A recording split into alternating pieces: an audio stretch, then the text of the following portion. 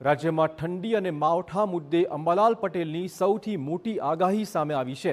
Western ડિસ્ટર્બન્સના કારણે રાજ્યના હવામાનમાં આવશે અચાનક જ પલટો।